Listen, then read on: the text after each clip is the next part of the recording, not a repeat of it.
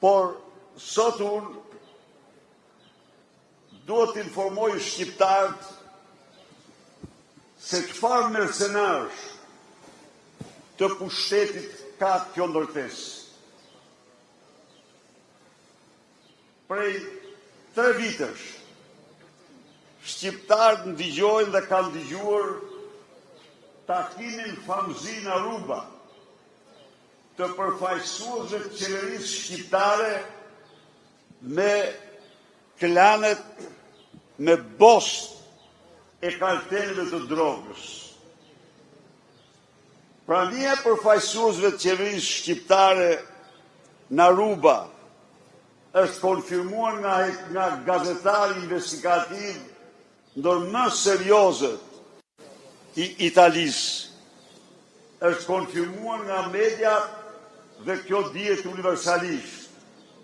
Aruba është damka më e zezë, është dëshmia më flagrante e narkoshtetit shqiptar e bashkëpunimit të ngushtë të Edi Ramës me kartelet e drogës.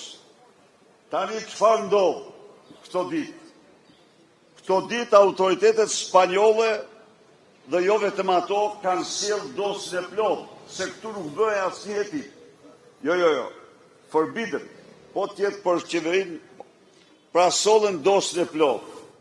Dhe tani Altin Troplini, Rama, veni çdo mbiemër se i meriton, nxjerr me të drejtë emrat e biznismenëve të implikuar, po jo të qeveritarëve.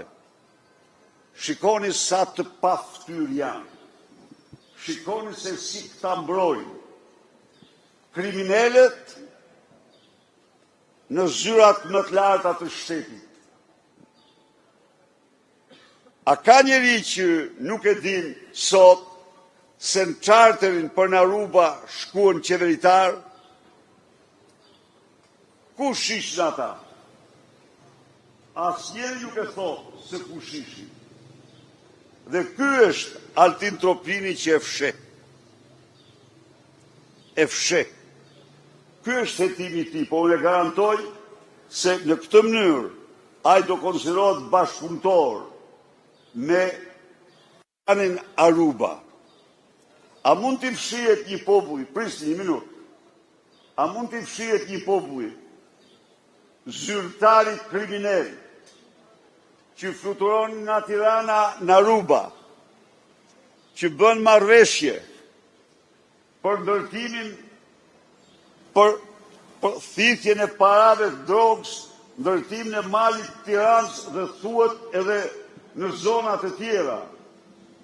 Dhe tani dalin emrat e biznismenëve që kanë shkuar, po nuk dalin emrat e qeveritarëve që shkuan dhe firmosën marrëveshje, ose bën se mafja nuk firmos, mafja i ka kodët e thjeshta. Omerta, shumë vërtet. Tani omertën e zbaton Altin Troplini. Faqe nxirr, i them. Ke detyrime ndaj shqiptarëve. Tani do na thuash se punë sekreti, çfarë punë sekreti mor?